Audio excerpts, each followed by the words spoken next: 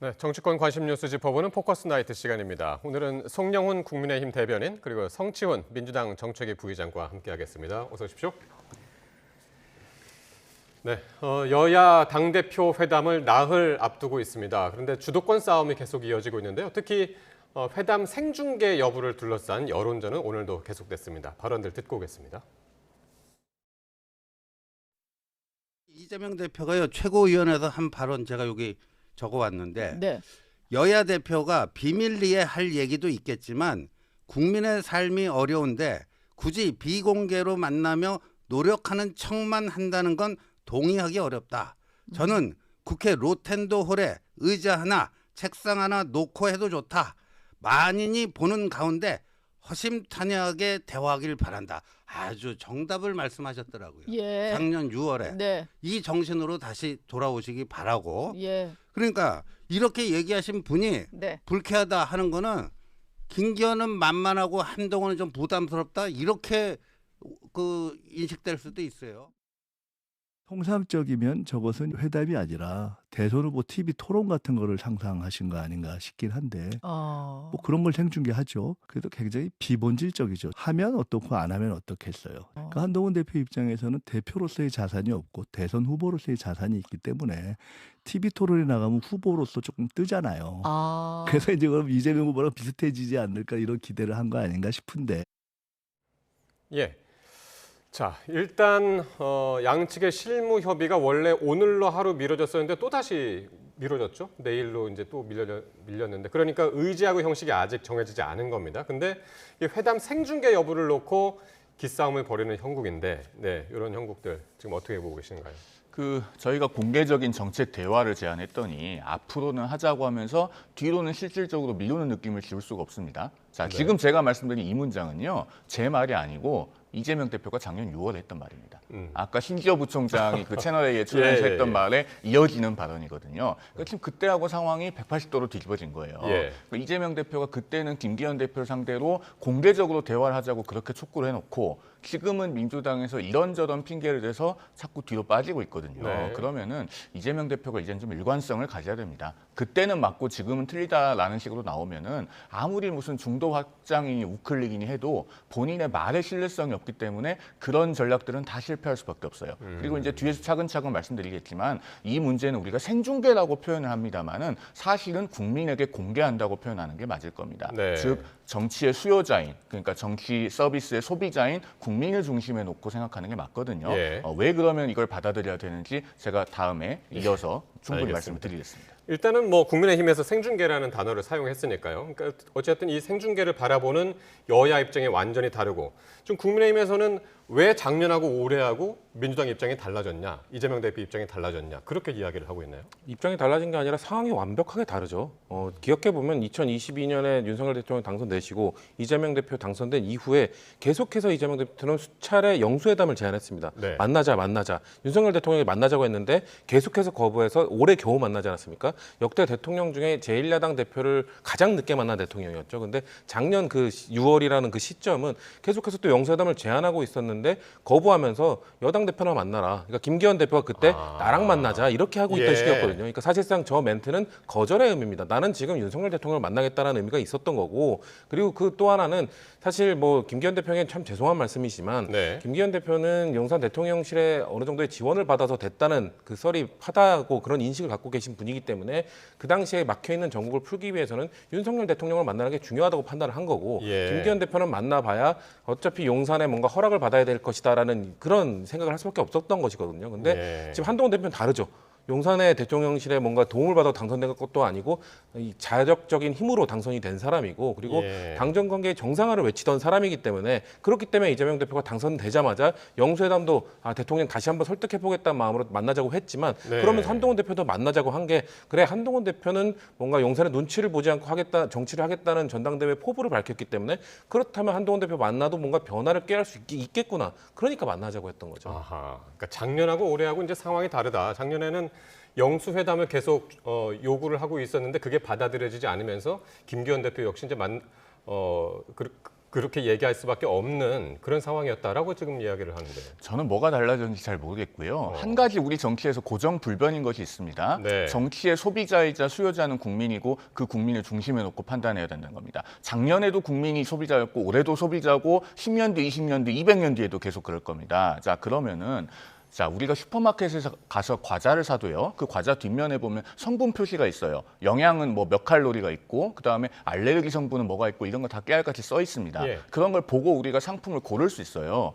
정치 소비자인 국민은 왜 그러면 안 되죠? 지금 여야 대표가 대화를 하고 정책이나 노선이나 가치나 철학을 얘기를 하면 그런 것들이 어떤 근거 위에 서 있는지 그리고 어떤 논리적인 문제가 있는지 이런 것들을 국민들은 다 자세히 듣고 보고 판단할 수 있어야 됩니다. 네. 자, 그리고 이런 자리에 지금 대변인이 무슨 정책위 부의장이 하는 사람들 나와 있지 않습니까? 그런데 우리 정치는 왜 지위가 위로 올라갈수록 공개적인 대화와 토론을 기피하죠? 당 사명만 돼도 이런 데 나와서 잘 토론 안 합니다. 여야 당 대표가 되면 이렇게 차일피일 미루면서 공개적인 대화와 토론을 기피를 해요. 그런데 정말 중요한 것은 그분들의 생각 아닌가요? 자, 예. 이 방송을 보고 계시는 시청자들 중에서도 민주당을 지지하시는 분들, 이재명 대표를 지지하시는 분들이 많을 겁니다. 그분들도 누구를 지지하냐고 묻기 전에 영국처럼 선진적인 의회 정치 부럽지 않냐고 여쭈면은 대부분 그렇다고들 하세요. 영국에서는요, 그 PMQS라고 해서 제일 야당 대표와 여당의 수장이 이것보다 훨씬 더 가까운 거리에서 매주 토론을 합니다. 네. 유튜브에 지금 PMQS라고 쳐보면 우리 시청자들께서도 수많은 토론 대담 영상들을 보실 수 있습니다. 예. 우리 정치는 왜 그렇게 하면 안 됩니까? 그런데 사실 그러니까 우리 정치에서 여야 대표 회담을 하는데 생중계하는 게 사실 좀 이례적인 거잖아요. 근데 왜 이걸 그렇게 하자고 제안을 한 건가요? 그러니까 기왕의 대화를 하면서 예. 국민들께 전체 과정을 다 공개를 해서 네. 명확하게 판단할 수 있는 기회를 드려야죠. 우리가 자 여당과 야당은 생각이 다르기 때문에 당을 다르게 하는 겁니다. 네. 그러면은 물론 대화를 하면 합의를 할 수 있는 지점이 있겠지만 그것도 어느 정도 예상 가능한 범위 내에 있어요. 합의를 하지 못하는 것들이 사실 더 많을 겁니다. 네, 네, 그러면은 네, 네. 합의하지 못하는 것들에 대해서 정치인들이 그 합의를 다 이끌어낼 수 있다고 생각하는 것도 고집이에요. 비공개로 한다고 해서 더 많은 합의가 있을 수 있다? 아하. 얼마나 더 많이 합의할 수 있죠? 그런데 예. 그걸 국민들께 공개를 하면 여론을 통해서 사회적인 합의가 일어납니다. 즉 국민들께서 보고 어느 쪽이 옳다라고 판단하시면 그걸로 자연스럽게 합의가 이루어지는 거예요. 예. 정치인들이 아집을 부리고 우리가 비공개로 만나면 모든 것을 합의할 수 있는 것처럼 사실 국민들을 속이면 안 된다고 생각합니다. 그런 논리라면 최혜병 특검법과 관련돼서 국민들은 지금 최혜병 특검법을 통과시키는 게 옳다고 하는데 안 하고 있지 않습니까? 그런 거에 대해서 말씀을 드리고 싶은 거고 저는 뭐 공개를 하든 비공개를 하든 그러니까 공개를 하면은 아마 양측이 그래도 어느 정도 이견이 그렇게 크지 않은 법안에 대해서는 좀 그 공개적으로 하는 것도 저는 좋다고 생각합니다. 네, 네, 네. 아까 말씀드린 것처럼 상품을 쫙 늘어놓으면서 국민들에게 설명드리는 우리 어느 정도 여기까지는 추려 놨는데 국민들께서 어떻게 생각하시냐. 근데 아주 정쟁이 첨예하게 대립하고 있는 부분들 그런 부분에 대해서는 좀 비공개로 토론하는 게 좋다. 왜냐하면 이게 민주당에만 유리한다. 뭐 유불리를 따지는 게 아니라 예. 국민들에게 가장 좋은 거는 합의하는 모습을 보여드리는 겁니다. 그러기 위해서는 민주당의 입장에서는 이재명 대표 입장에서는 전통적 지지자들이 좀 반대하는 종부세라든지 예. 금투세라든지 이런 부분에 대해서 국민의힘 입장도 수용하는 그런 중재안을 타협을 하고 예. 그 국민의힘 입장에서는 한동훈 대표 입장에서는 보수 지지층에서 반대하고 있는 최상병 특검법에 관해서 좀 더 그 자유로운 분위기 속에서 협의를 하기 위해서는 그런 것들은 비공개에서 하는 것이 좀 더 그러면- 합의를 조출하기 필요하다는 그러면 거죠. 사실상 그 회담을 생중계하자는 것은 이제 토론을 하자는 그쵸. 건데 그런 과정을 통해서는 합의에 이르기 힘들다 그렇게 보시는 그렇죠. 거죠. 대선이나 총선을 앞두고 토론을 하는 이유는 아까 말씀하신 것처럼 상품을 내놓기 위해서 우리는 네. 이런 상품이다. 그 평행선을 달리잖아요. 거기서는 합의를 할 필요가 없죠. 회담이란 거는 합의안을 내놓기 위한 목적으로 하는 것이기 때문에 예. 좀 성격이 다른 거라고. 그럼 이번에는 말씀드리는 거죠. 생중계 회담을 할 가능성은 별로 높지 않다고 저는 보시나요? 글쎄요, 뭐 그 한동훈 대표나 국민의힘이 이걸 너무 원한다면은 좀 분리하는 것도 가능하다. 정말 말씀드린 사안에 것처럼 따라서. 첨예한 사안은 비공개로 하고 예. 근데 한동훈 대표 입장에서는 첨예한 사안에 대해서 비공개로 하는 게 부담스러울 것 같습니다. 왜냐하면 지금 당내 이재명 대표 같은 경우는 뭔가 지금 아까 말씀드린 금투세나 이런 것들을 이재명 대표가 합의하고 와도 당내 반대의 목소리를 어느 정도 잠재울 수 있는 예. 그런 리더십을 구축해놨는데 예. 한동훈 대표는 친윤 세력이라는 좀 한동훈 대표를 계속 아하. 견제하는 세력이 당내에 너무 크게 존재하기 때문에 예. 최혜병 특검법에 대해서 자유롭게 뭔가 본인이 하고자 하는 방향대로 나아가는 게 좀 부담 부담스러울 거라는 생각은 있습니다. 아하, 알겠습니다. 자, 형식적으로 이제 그렇고요. 의제를 두고도 지금 이제 기싸움이 여전한데 양측이 회담 의제 3개씩을 내놨는데 어느 선까지 협의가 가능할까? 한번 우리 그래픽 준비가 돼 있으면 한번 보면서 말씀을 좀 나누겠는데요. 일단 국민의힘 의제를 보면은요. 정쟁을 중단하자. 그리고 이제 민생 대책 세우자. 그리고 정치 개혁하자는 건데 정쟁 중단에는 이제 뭐 탄핵이라든가 특검이라든가 이런 것들을 이제 멈추자라는 거고 정치 개혁은 이제 국민의힘 그 국회의원들의 특권을 내려놓자 이런 것들이 이제 포함이 되어 있는 거죠. 그리고 이제 민주당 의제를 한번 볼까요? 예, 민주당에서 들고 온 의제 최상병 특검법 그리고 민생 현안들. 민생 현안에는 뭐 전 국민 25만 원 지원법도 포함이 되어 있고 지구당 부활. 요거는 이제 비슷한 의견들이 있고요. 여야가. 어떻게 보십니까? 좀 의견을 합의를 볼 가능성이 있는 그런 의제들이 있습니까? 일단 민생에 대해서는 겹치는 부분들이 있기 때문에 네. 그런 것들은 어느 정도 접점을 찾을 수 있지 않을까 싶고요. 다만 22대 국회 들어와서 우리 국민들께서 탄핵소추, 특검법 발의 그리고 청문회는 정말 지겹도록 많이 보셨습니다. 그것을 이번 여야 대표 회담에까지 의제로 삼고 또 그 결과를 듣고 하시는 게 필요할지에 대해서는 국민들께서 아마 다른 생각이 좀 있으실 것 같고요. 그다음에 그런 그 해병대원 특검법 같은 것을 굳이 의제로 올리겠다고 고집한다면 예. 그것은 이재명 대표의 자가당착이 아닐까 싶어요. 이재명 대표가 지금 먹사니즘이라고 하는 걸 얘기하고 있지 않습니까? 먹고 사는 문제가 가장 중요하다고 하는데 말로는 그렇게 하면서 실제로 이재명 대표의 민주당이 해온 정치는 22대 국회 들어와서 아까도 말씀드렸듯이 탄핵, 특검, 청문회에 집중하는 거였습니다. 네. 이것을 여야 대표회담을 민생을 위해서 하자고 하면서도 또 그런 부분을 고집한다고 하면은 결국은 먹사니즘이라고 하는 것은 구호에 그칠 뿐이라고 하는 것을 보여주는 것이죠. 그리고 해병대원 특검법은 정말로 대법원장 추천 특검을 민주당이 수용할 의사가 아주 진정성이 있다면 스스로 수정안을 발의를 하고 또 의결을 하고 하면 됩니다. 그리고 그것을 국민의힘이 당론 발의를 해서 풀기를 원한다면은 시간을 주고 기다리면 되는 문제고요. 예. 자, 예, 성 부의장은 어떻게 보시나요? 협의가 가능한 것과 가능하지 않은 것들? 저는 뭐 정치 개혁 아니라든지 민생 현안 역시나 저도 동의하고 협의될 부분 많다고 생각합니다. 근데 그 정쟁을 중단하자. 그러기 위해서는 최병특검법이 저는 시작이 될 거라고 보고 있고요.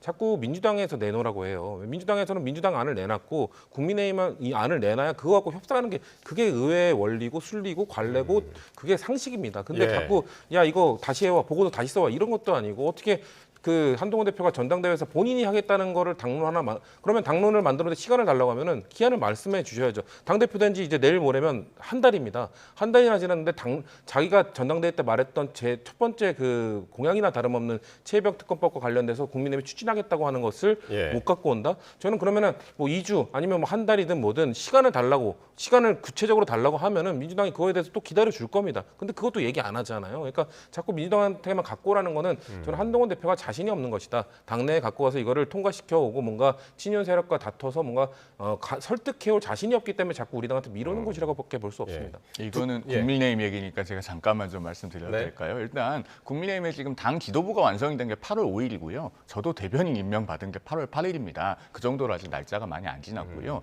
이게 이제 당내에서 여러 의견을 갖고 계신 의원들을 설득하는 것이 얼마나 지난하고 어려운 작업이냐면 예. 과거에 이제 주호영 국회 부의장이 이명박 정부 때 특임 장관이었습니다. 국회의원들을 설득하는 역할을 하잖아요. 최근에 언론 인터뷰에서 어떤 걸 회고를 하셨냐면 이명박 정부 때 민정수석이 바로 법무장관으로 간다는 얘기가 있으니까 여당 내에서 의원들이 반발했다는 거예요. 그 반대하는 의원들을 일일이 설득하는 작업을 하고 예. 법무장관을 지명을 하는데 한 달이 걸렸다는 겁니다. 법무부 장관은 사실 그냥 지명하면 되잖아요. 예. 그리고 청문회에서 청문보고서 채택 안 돼도 그냥 임명하면 그만입니다. 예. 그런데도 설득하는데 한 달이 걸렸다고 하거든요. 그러니까 어느 정도 시간이 필요한 것이고 아까 이제 보고서 써온다고 말씀하셨는데 사실은 박찬대 원내대표는 일주일 안에 답하라 이런 식으로 오히려 보고서 써오라는 듯이 얘기를 하고 있지 않습니까? 예. 그런 점도 아울러 말씀드립니다. 그러니까 두 분 공통적으로 협의나 합의가 이루어지기 힘든 것은 공통적으로 이제 최상병 특검법을 지금 계속해서 말씀하시고 있는데 민생 대책 부분은 어떻습니까? 민생 현안 부분? 그러니까 뭐 금투세라든가 종부세 아니면은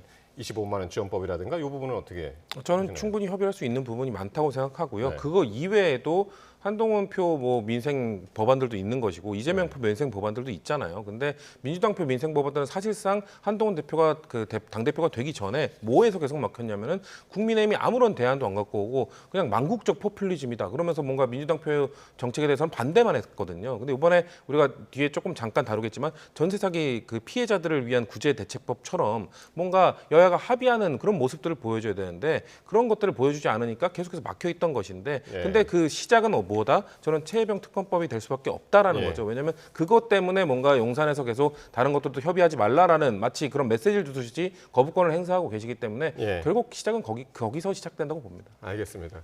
무슨 얘기를 해도 지금 다시 최상병 특검법으로 다시 돌아와서 요 얘기를 계속 해야겠습니다. 그러면 민주당이 이렇게 여야 대표 회담의 최대 쟁점인 최상병 특검법을 내세워서 이제 국민의힘을 거듭 압박을 하고 있는데 그러자 여당 안에서도 지금 갑론을박이 이어지고 있는데 직접 듣고 오겠습니다. 제3자 특검이 뭐 한동훈 대표의 어떤 뜻은 있을 수 있지만 그것이 민주당의 여러 가지 프레임에 걸릴 수가 있고 그래서 여당의 분열만 초래할 수도 있다는 우려를 많이 하고 있지 않습니까? 예. 여야 대표회담에서 이런 부분들을 집중 공략하겠다는 게 이재명 대표의 전략이겠죠. 누누이 이 3자 특검법 등이 민주당 이재명 대표의 분열 프레임에 우리가 갇힐 수가 있다. 그렇기 때문에 이 신중히 접근해야 된다고 반대 입장을 분명히 하고 있습니다. 국민들의 뜻을 받들여 가지고 여야 합의 아니면 또 제3자 특검 추천 그러니까 여당이나 야당이 아닌 예를 들면 대한변협 같은 데서 추천하는 방법 이런 걸로 통과시키는 게 더 객관적일 수 있지 않습니까? 예. 그래서 우리 여당의 한 대표도 전당대회에서 제3자 특검 추천을 공약으로 내세웠고 당선됐습니다. 네. 그러니까 저는 이제 더 이상 시간 끌지 말고 협상에 나서면 좋겠다 이런 말씀을 드리고요. 네. 민주당이 제3자 추천 방식 그리고 제보 공작 의혹도 수용하겠다라고 하면서 여당 압박하니까 여당 내에서 반대와 찬성 입장이 이렇게 지금 나오고 있습니다. 한동훈 대표가 어떤 선택을 할지가 참 궁금하네요. 일단 한동훈 대표는 대법원장 추천 특검을 하는 것이 바람직하다는 본인의 입장이 바뀌지는 않은 걸로 알고 있습니다. 그리고 설득 작업을 지금도 하고 있는 것으로 그러니까 저는 제3자 중에서도 대법원장 추천을... 추천 특검입니다. 예, 그렇습니다. 그렇죠. 네. 그래서 그 대법원장 추천 특검을 위한 설득 작업을 지금도 하고 있는 것으로 알고 있고요. 네. 다만 이제 야당에서 자꾸 왜 발의를 안 하냐라고 하니까 제가 이런 말씀 좀 드리고 싶어요. 네. 그 민주당의 이현주 최고위원이 이번 주에 이제 최고위원 당선이 되고 월요일 첫 최고위원회에서 이런 말씀을 하셨더라고요. 10명 모아서 발의하는 게 그렇게 어렵냐라고 하는데 사실 아무려면 10명을 모으려면 뭐 지금이라도 못 모으겠습니까? 네. 뭐 모아서 도장 받는 거는 하루면 하겠죠. 그런데 왜 그렇게 하지 않느냐? 바로 그 이현주 의원의 말에 지금 해답이 있습니다. 자, 10명을 모아서 발의를 하면 민주당은 이렇게 얘기할 겁니다. 아, 한동훈 대표를 따르는 의원들이 10명밖에 없냐? 그다음에 한 50여 명 모아서 발의를 하면 그때는 국민의힘이 반으로 갈렸다고 할 겁니다. 그다음에 한 100명 가까이 90여 명 모아서 발의를 하면 그때는 또 민주당이 뭐라고 하겠습니까? 아직도 한동훈 대표를 따르지 않는 의원들이 두 자릿수나 된다. 이렇게 할 거기 때문에 결국에는 의원들을 전체적으로 설득을 해서 당론을 하나로 모으고 당론 발의를 하는 수밖에 없는 것이죠. 예. 저런 분열을 조장하는 거라는 게 동의할 수 없는 게 그렇다면은 한동훈 대표가 계속 금투세 뭔가 토론하자고 했던 것이 민주당을 분열시키려고 얘기한 겁니까? 저는 한동훈 대표는 금투세 토론을 하자고 한 것은 개미 투자자들을 보호하고 싶고 한국의 시장을 좀 뭔가 아직은 금투세를 도입하기에는 너무 빠르다라는 판단 하에 진정성을 갖고 토론하자고 한 거 아닙니까? 예. 민주당에서 지금 이거 갖고 정책위 의장과 당대표의 의견이 갈리니까 분열시키기 위해서 이걸 제안한 겁니까? 단순히 그 당 안에 의견이 갈렸다고 해서 그걸 뭔가 계속 제안하는 것은 분열을 조장하는 것이다. 이 공격은 매우 더 치사한 그 말장난이라고 생각하고요. 그러니까, 그렇기 때문에 말씀하시죠. 그 당내 이견이 있더라도 저희들은 계속 뭔가 10명이든 뭐 몇 명이든 그거 상관없습니다. 그러면은 그 당내 의총에서 보통 그래서 의총에서 그걸 논의하지 않습니까? 네. 그럼 의총이라도 해보라는 겁니다. 의총에서 거절을 당하든 뭘 하든 한동훈 대표가 그러면은 또 이런 얘기를 할 것 같아요. 자, 의총에서 거절당하고 와서 리더십이 흔들린다 이런 공격을 하려는 거 아니냐? 아니 민주당의 입장은 한동훈 대표가 뭔가 제3자 그 추천법이든 뭔가 대안을 갖고 오겠다고 하기 때문에 뭔가 좀 기다려 보겠다는 건데 갖고 올 수 있는지 안 갖고 올 수 있는지 그게 안 되는 건지 빨리 답을 줘야 민주당이 세 번째로 그 제안한 안을 추진하든지 말든지 결정을 할 텐데 그걸 못 하고 있다는 말씀 드리는 거죠. 예. 강승규 의원 아까 그 이재명 대표의 분열 프레임에 갇힐 수 있다라고 한 얘기는 사실 어떻게 달리 보면 이게 하나의 의견으로 좁혀지기가 쉽지 않다라는 얘기로 들리거든요. 여당에서 이거 참 쉽지 않은 과제 같습니다. 그러니까 그만큼 특검은 앞서도 네. 제가 말씀드렸지만 각각의 의원들의 고유한 주관이 있기 때문에 네.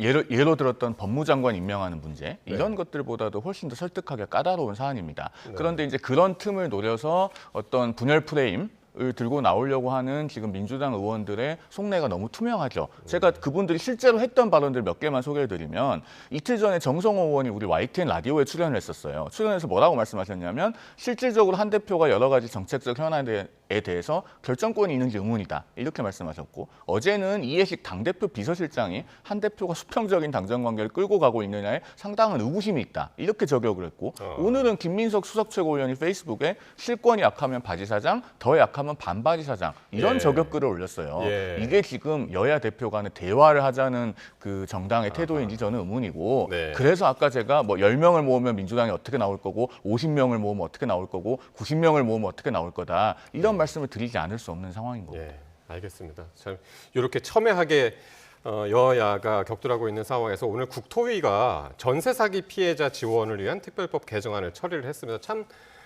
국회에서 법안을 협의하고 합의하는 게 참 당연한 건데 참 가뭄의 단비 같은 소식이었어요. 맞습니다. 아까도 네. 제가 잠깐 언급을 드렸었는데 네. 그 선구제 뭐 일단 피해자들이 일단 너무 좌절해 있으니까 빨리 네. 구제해줘야 된다. 그리고 한 명도 빠짐없이 해줘야 된다는 게 민주당의 주장이었고, 근데 국민의힘은 뭔가 그러기 위해서는 민주당 주장대로면 예산이 너무 많이 들고 이것을 과연 회수할 수 있을지 확실하지 않기 때문에 예산을 쓰는 문제이기 때문에 신중해야 된다는 건데 결국 합의안을 찾은 겁니다. 네. 저는 이 모습을 이 윤석열 대통령이 보시면서 국회에서 이렇게 협의안을 만들어가는 것이 실제 정치고 의회의 순리입니다. 이렇게 하는 것인데 뭔가 민주당이 안을 내놓을 때마다 아까 말씀드린 것처럼 이 전세 사기 특별법처럼 그렇다면 이렇게 해보자 여당이 좀 주도를 해줬으면 좋겠다는 말씀을 한번 드립니다. 앞으로도 이런 분위기가 좀 계속 이어졌으면 좋겠는데요. 맞습니다. 네. 그리고 우리 지금 방송을 보고 계신 시청자들 중에서도 네. 전세 사기 피해자들도 계실 거고 그렇죠. 또 위험에 처하신 분들도 계실 거예요. 네. 예. 그분들께 우리 정치가 또 우리 국회가 좋은 소식을 드리는 것이 늦었다고 생각이 되고 네. 뭐 늦게라도 조금 좋은 소식을 들을 수 있게 돼서 다행이라는 생각도 한편으로 들고 합니다. 네. 사실 국민의힘은 그 지난달 15일에 이 정부 여당의 전세 사기 특별법 개정안을 당론 발의해서 108명 의원 전원이 공동 발의를 했습니다. 그리고 이제 국토위 간사를 중심으로 이 합의안을 내려고 굉장히 많은 노력을 했고요. 그 결과 이제 어제 소위도 통과하고 오늘 국토위도 통과를 했는데 이 결과로 인해서 이제 앞으로 전세 사기 피해자는 해당 주택에서 10년간 계속 거주를 할 수 있고 그다음에 또 원하면은 그다음 10년은 공공임대주택 임대료 수준으로 거주를 할 수 있게 됩니다. 네. 그리고 원하지 않으면 이제 감정가와 그 낙찰가 간의 차익을 받고 퇴거하는 것도 가능하고요. 그러니까 탄핵 특검 청문회에 쏟을 에너지를 조금만 쏟아도 이런 여야 합의가 가능한 겁니다. 네, 네. 그리고 제가 짧게만 덧붙이면은 1981년에 주택임대차 보호법을 제정하고 1989년에 개정을 하고 이게 다 역대 보수 정부에서 있었던 일입니다. 그래서 국민의힘이 앞으로도 이 서민과 중산층의 주거 안정 문제는 좀 각별하게 우선순위를 두고 챙겨가겠다는 말씀을 드립니다. 대변인으로서의 역할도 지금 아주 충실하게 지금 하고 계시네요. 어쨌든 이 전세 사기 피해 지원법 이게 아마 28일 본회의에서 아마 통과가 되겠죠? 네, 그렇습니다. 알겠습니다. 자, 다음 주제인데요. 검찰이 김건희 여사의 명품 가방 수수 의혹 사건을 무혐의 처분할 것으로 지금 전해졌습니다. 어떻게 보셨나요? 좀 예상을 하셨는지도 모르겠고 한번 짧게 먼저 총평 한번 들어볼까요? 국민들의 의구심을 풀어드릴 만한 여러 번의 기회를 실기했다. 네. 이렇게 생각합니다. 이게 한동훈 대표가 최혜병 특검법을 추진해야 된다는 이유로 말씀하셨던 건데요. 네. 똑같습니다. 김건희 여사의 명품백 수수와 관련돼서 국민들이 많은 의구심을 갖고 계신데 결국 검찰이 그 의구심을 풀어드릴 기회를 스스로 발로 차버렸다. 이렇게 네. 평가할 수 있을 것 같습니다. 네. 일단 지금 언론을 통해서 보도되고 있는 수사 결과의 처분 방향에 대해서는 어떤 당의 입장은 없는 게 맞다고 봅니다. 왜냐하면은 이 예상되는 처분 결과에 대해서 뭐 옳다 그르다 혹은 뭐 좋다 나쁘다에 대한 입장이 있는 것 자체가 예. 여당은 대통령이 속한 정당이기 때문에 예. 검찰 수사에 대해서 어떤 가이드라인이 있는 것처럼 그 오해가 될 수 있어서 말씀을 드리기는 좀 적절하지 않은 것 같고 그래서 오늘 한동훈 대표도 여기에 대해서는 검찰이 그 법리와 팩트에 맞게 했을 것이다라는 정도의 예, 예. 원론적인 언급을 한 것이 예, 아닌가 그렇게 이해됩니다. 그러니까 지금 검찰이 그 최 목사에게서 받은 가방이 개인적인 사이에서 건네진 선물로 판단한 것으로 지금 전해지고 있는데 대가성이 없다고 보는 근거는 뭔가요? 아마도 이제 그 최 목사가 했다고 하는 어떤 청탁들이 예. 뭐 대통령실 행정관 수준에서 커트가 되거나 이렇게 해서 뭐 김건희 여사에게는 직접적으로 전달되지 않았거나 뭐 이런 것으로 보는 것 같습니다. 그래서 뭐 검찰이 뭐 나름대로 충분히 조사를 했을 것이라고 생각이 되고 예. 뭐 그 이상의 구체적인 언급은 아직 지금 검찰의 최종적인 처분이 나온 것은 아니기 때문에 그 결론을 보고 평가를 하는 것이 맞을 것 같습니다. 이제 지금 서울중앙지검 수사 과정에서 이제 종결이 됐고 서울중앙지검장한테 보고가 됐고 이게 내일 다시 이원석 검찰총장한테 보고가 될 예정인데 여기서 이제 지금 끝이 아니라고 말씀하셨는데 마지막 변수가 아마도 검찰총장의 수사심의위원회 소집이 되지 않을까 그런 예상들을 많이 하고 있습니다. 근데 뭐 그런 예측들은 하지만 네. 저는 이루어지지 않을 가능성도 있다라고 보고. 심의위원회 자체가 예, 왜냐하면 이원석 총장의 직권으로 뭔가 해야 되는 것인데 이원석 총장이 물론 이 수사 과정에 있었던 이런 공정성에 있어서 국민들의 눈높이에 맞지 않았다는 말씀을 하셨지만 과연 이걸 할 용기가 있을까? 지금 이미 차기 검찰총장이 지명됐고 예. 그런 상황에서 이거를 할 용기가 있을 거라고 좀 보이지 않아요. 그리고 아하. 있다 하더라도 사실 민주당에서 계속 주장하고 있는 것은 이 사안을 청탁금지법으로만 볼 것이 아니라 특가법상 뭐 알선수재, 변호사법 위반 이런 것들로 다 광범위하게 검토를 하게 되면 분명 이거는 기소할 수 있는 부분이 있다. 뭐 이런 얘기도 하거든요. 예. 만약에 검사가 윤석열이었다면 이건 기소했을 것이다. 왜냐하면은 이 그 대통령의 그 권한에 대해서 매우 포괄적으로 판단해서 처벌을 했던 것이 박근혜 대통령 수사 아니었습니까? 예. 그런 것처럼 이런 것들이 좀 부족했다는 생각을 하고 있는 건데 이원석 검찰총장 입장에서는 이번 검찰도 그런 것들을 다 검토했다고 지금 발표를 했기 때문에 네. 뭔가 수사 과정에서 이런 여러 가지 그 사안들을 놓고 다 검토하지 않았다는 판단을 하지 않을 것 같아요. 예. 그렇기 때문에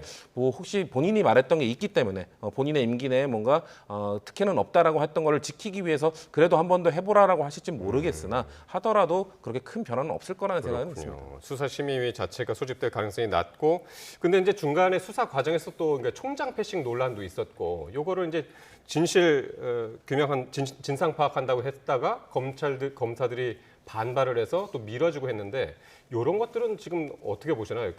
이루어질 가능성이 있다고 보시나요? 그래서 그 네. 조사 방법과 장소가 이제 그 분분한 논의가 있지 않았습니까? 네. 그리고 그런 논란이 일종의 노이즈가 돼서 이 사건 수사 결과를 어떻게 볼 것이냐라고 하는 국민적인 시선에도 영향을 미쳤을 수 있을 것 같은데요. 다만 이제 저는 대변인이기 전에 변호사이기 때문에 뭐 조사 방법이나 조사 장소에 있어서 뭐 여러 가지 아쉬움이 없는 건 아닙니다만 그런 것들이 조사 결과를 바꿀 정도로 본질적인 영향을 미치지는 않았을 것이다. 즉 어디서 조사하더라도 결국에는 다른 참고인들의 진술이나 이런 것까지 바꿀 수 있는 건 아니지 않겠습니까? 네, 네, 네. 뭐 그 정도로 생각하고 있습니다. 네, 알겠습니다.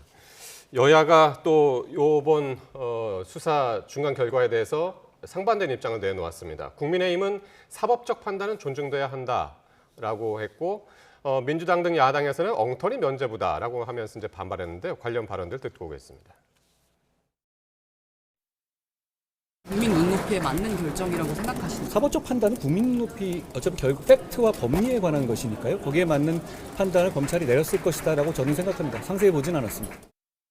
검찰이 명품백 사건을 무혐의 처리한다면 이는 특검의 필요성을 스스로 입증하는 것입니다. 명품백이 감사의 표시이지만 청탁의 대가는 아니라는 궤변을 믿을 국민은 아무도 없습니다. 도대체 무엇에 대한 감사란 말입니까?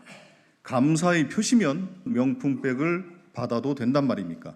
특검으로 진실을 밝혀야 합니다. 먼저 송 대변인님, 한동훈 대표가 사법적 판단은 국민 눈높이 하다가 팩트 법리에 맞는 판단을 내렸을 것이다 이렇게 얘기를 해서 이거 어떻게 다시 한번 해석을 좀 해주실까요? 아니 근데 청탁금지법은 우리가 네. 그동안에 뭐 몇 달 동안 숱하게 얘기를 했듯이 그 공직자의 배우자에 대해서는 처벌 조항이 없지 않습니까? 그러면은 처벌 조항이 없는데 뭐 없는 처벌 규정을 만들어서 소급적으로 적용해서 처벌을 할 수는 없는 것이죠. 그렇기 때문에 어느 정도 그 적용할 수 있는 조항이 없어서 결국에는 무혐의가 된다고 하는 네. 그런 결론은 법적으로는 예상 가능한 범위 내에 있었던 것이기도 합니다. 다만 저희가 아마 뒤에서 한 번 더 말씀드릴 기회가 있을 것 같습니다만 네. 이 법적인 평면과 정무적인 평면은 좀 구분해서 볼 필요는 있을 것 같아요. 예. 그 정무적인 평면에 대한 그 얘기도 말씀드릴 기회가 있으면 좋겠습니다. 그러니까 사법적 판단을 국민 눈높이로 국민 눈높이라는 잣대로 평가할 수는 없다. 이제 그렇게 들으면 되나요? 그런 취지가 함의되어 있는 걸로 보입니다. 아, 그렇군요. 예. 민주당에서는 뭐 전현희 최고위원이 그 기자회견까지 열면서 왜곡된 법 해석이다라고 이야기를 했는데. 예. 그러니까 국민 눈높이에 맞는 뭔가 그 정치권에서 네. 사법부의 판단에 대해서 이건 눈높이에 맞지 않으니 잘못됐다라고 주장이 좀 애매한 부분은 있죠. 저희도 그거는 인정을 하나 그렇게 됐을 때 특검을 하는 겁니다. 뭔가 국민 눈높이에 맞지 그 대통령께서도 최혜병 특검법과 관련해서 그런 얘기하지 않았습니까? 좀 미진하다면 국민 보시기에 미진하다면 그것이 국민 눈높이 말씀하신 거거든요. 예. 역시 이것도 마찬가지입니다. 그러면은 감사의 표시로 명품백을 그 청탁금지법에 적용되지 않는 사람들은 배우자들은 받아도 됩니까?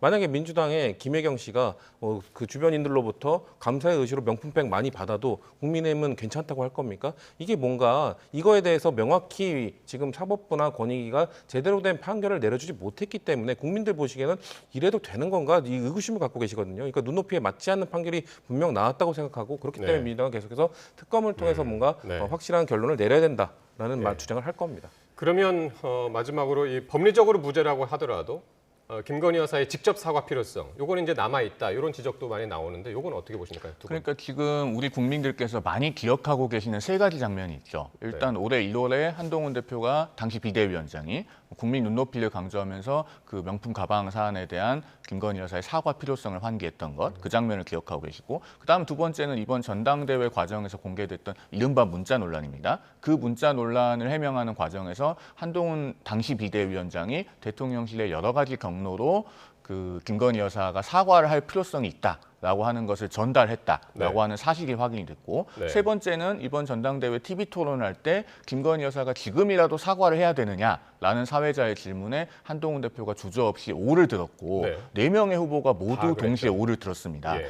그 세 가지 장면을 우리 국민들께서 다 보셨고 국민의힘 당원들도 보셨습니다. 예. 그 기초 위에서 한동훈 대표는 당심과 민심에서 모두 63%를 얻은 것이거든요. 예. 그러면은 한동훈 대표의 생각이 어떤 것인지는 우리 모두가 알고 있고, 예. 그다음에 국민의힘 당원들, 나아가서 우리 국민들께서 어떤 생각을 하고 계신지, 어떤 마음을 갖고 계신지는 예. 또 저희가 알고 있습니다. 중요한 것은 국민들의 마음 아니겠습니까? 네, 네, 네. 그것으로 저희가 답을 대신할 수 있을 것 같습니다. 예.